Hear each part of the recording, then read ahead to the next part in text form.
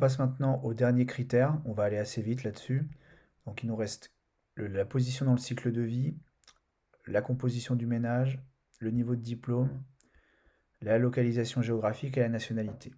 Alors c'est quoi ces différents items? C'est des critères avec lesquels on peut de nouveau faire des groupes. C'est toujours la même démarche. Faire des groupes qui nous permettent après de regarder les inégalités et voir s'il y a une cohérence entre ces groupes qu'on en a formés et la distribution, la répartition des inégalités ou des ressources socialement valorisées dans notre société. Et parfois ça marche pas. Donc là, les critères qu'on va voir ensemble, c'est à chaque fois des critères qui marchent. Le but de la manœuvre, c'est d'avoir un panel de critères pour faire des groupes qui sont pertinents pour regarder les inégalités dans notre société. Ok. Donc, on passe à la question de la position dans le cycle de vie, c'est-à-dire, en des termes plus simples, la question de l'âge. Alors, on a un petit schéma pour nous parler de ça. Hop, c'est celui-ci. Donc, un autre critère à travers lequel il est possible de regarder la structure sociale française et ses inégalités est celui de la position dans ce qu'on appelle le cycle de vie. On entend par cycle de vie le fait que les individus changent collectivement de comportement et d'opinion en fonction de leur âge, c'est-à-dire de leur position dans le cycle de vie. Ok. Alors, je vais lire la suite, mais le cycle de vie, en gros, il se sépare en trois temps, comme vous pouvez le voir ici. Un temps qui concerne plutôt voilà, la jeunesse, les études, qu'on va décrire tout à l'heure, vous voyez bien, avec un niveau de consommation qui se lit ici, qui est croissant. En gros, plus on vieillit, plus on a des envies en matière de consommation. Ça fléchit un petit peu pendant la vieillesse. Un niveau de revenu qui va croissant, au début qui est en dessous de notre niveau de consommation, puis qui devient supérieur pour repasser après en dessous. Bon, ça c'est la courbe de patrimoine. Le zéro, c'est quand on n'a aucun patrimoine, on possède rien. Quand on est en dessous de zéro, ça veut dire qu'on est endetté. Et quand on est au-dessus de zéro, ça veut dire qu'on touche des revenus du patrimoine. On accumule du patrimoine et on touche des revenus liés à notre patrimoine. D'accord? Donc en deux temps, la jeunesse, les études, la vie professionnelle, d'accord? Alors on dirait que ça va de 23, 25 ans jusqu'à 60 ans, hein, puisque c'est la durée de, voilà, c'est la durée de l'âge où on travaille le plus souvent.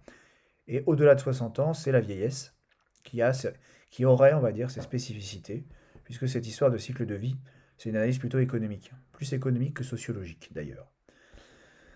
Alors on y va. En effet, comme le montre le graphique ci-contre, il est commun à la plupart des individus de passer par une phase de jeunesse, on va dire de jeunesse entre guillemets, on pourrait même mettre, hein, alors, faisons-le, une phase de jeunesse marquée par une consommation supérieure à leurs revenus, d'accord? Donc quand vous êtes jeune, en gros, comme vous n'avez pas encore de travail, que vous êtes dans les études, bah vous avez pas de revenus, vous avez des revenus très faibles. Vous avez des petits boulots à côté, ou vos parents, c'est eux qui vous financent, mais vous avez des revenus bien inférieurs à vos besoins de consommation. D'accord? Donc forcément, si vos parents ne peuvent pas tout faire pour vous, pour tout vous donner, vous financer totalement, vous êtes forcé de recourir au crédit. Vous allez vous endetter pendant votre période d'études pour pouvoir financer vos études précisément. Donc ça fait que pendant cette période de jeunesse, vous avez un patrimoine négatif, vous êtes endetté. Et c'est avec cet emprunt que vous arrivez à combler l'écart entre vos revenus et votre, on va dire, votre train de vie, quoi. Votre train de vie, vos dépenses en matière de consommation. Ok. Donc, alors c'est ce que j'écris ici, hein, marqué par une consommation supérieure à leurs revenus, période d'études ou alors de chômage, c'est-à-dire vous avez des revenus de transfert, vous avez fini vos études, vous n'avez pas encore d'emploi stable, vous avez recours au crédit pour financer les dépenses, d'où un patrimoine négatif. Bon, c'est ce que je viens de dire.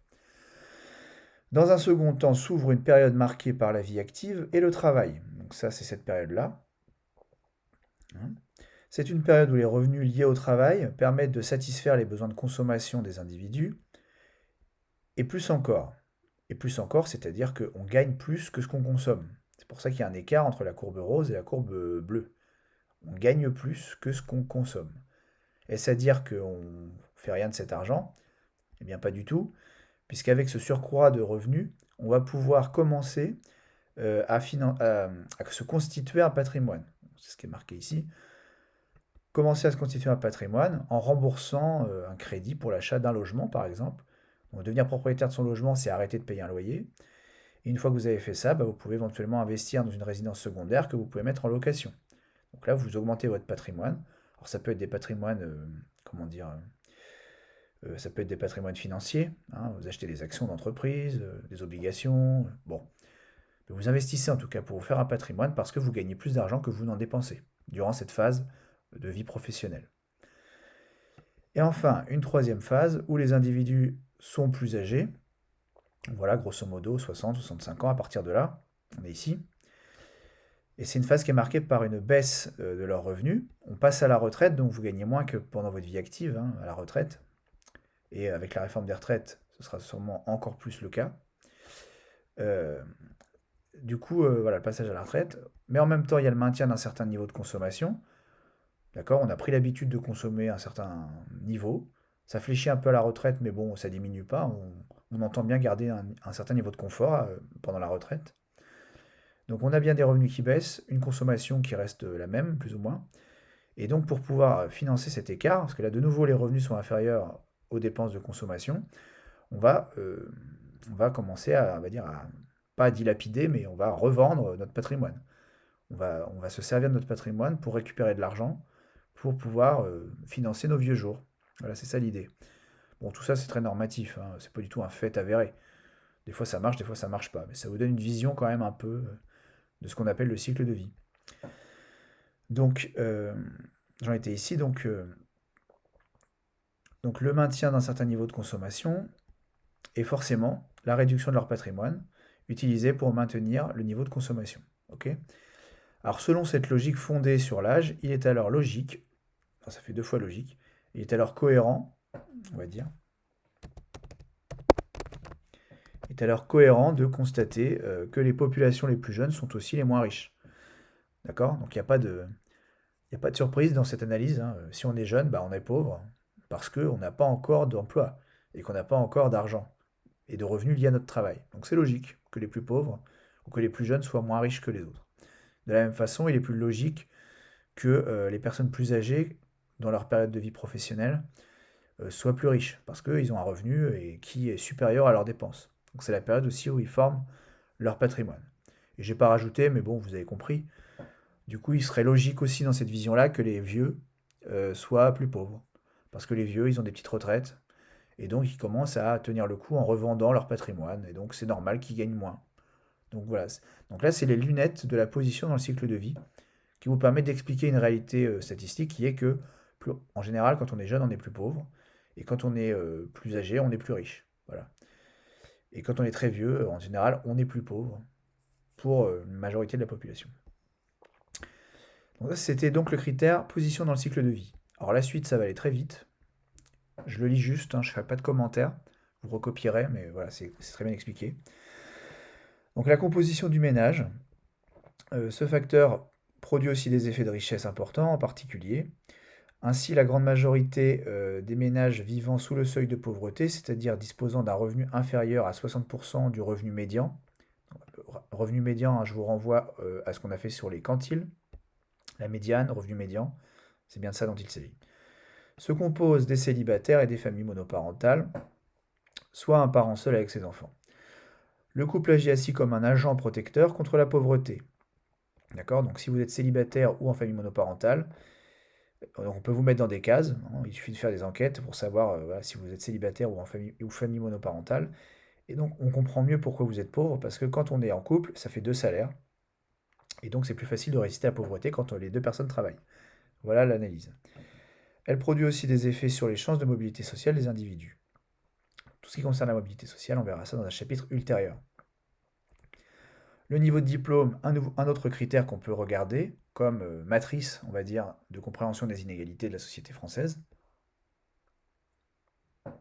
Ce facteur agit également de manière massive, en particulier sur l'accès à l'emploi qualifié, pour éviter le chômage. Les plus diplômés ont ainsi 5 fois moins de chances d'être au chômage que les non diplômés, entre 1 et 4 ans après leur sortie du système scolaire. Mais il produit également des effets importants sur les pratiques culturelles, sport, cinéma, théâtre. D'accord. Donc là, c'est pareil, hein. Certains critères font système, hein. Les gens qui ont un haut niveau de diplôme, c'est pas par hasard qu'ils vont plus souvent faire du sport au cinéma et au théâtre, c'est aussi parce qu'ils appartiennent à des PCS en haut de l'espace social. Donc en fait, si vous voulez, ces différents critères, ils sont sympas, mais en même temps, tout est relié à l'espace social de Bourdieu, si vous voulez. D'accord? Ce serait un peu bête de les... On les voit isolément comme ça, mais tout cet ensemble de critères font système et s'inscrivent dans une logique d'espace social. Dernier critère, la localisation géographique, ce qui nous permet de mettre cette petite illustration. Donc ces critères sont enfin, donc, le critère géographique et de la nationalité sont de très grands facteurs de discrimination au désavantage des habitants des quartiers populaires, ce qu'on appelle de manière un peu exagérée, enfin de manière dans le langage courant ou journalistique, les banlieues des grandes villes françaises.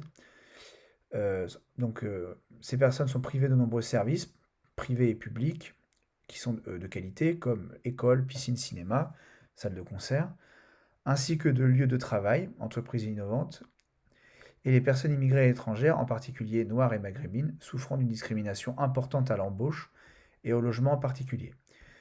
Mais la crise des Gilets jaunes a aussi révélé le mal-être profond vécu par les Français habitant dans la France périurbaine, dans les lotissements et à la périphérie des villes moyennes et subissant des prix élevés de l'énergie. Voilà, prix élevé de l'énergie, on s'intéresse notamment à l'essence.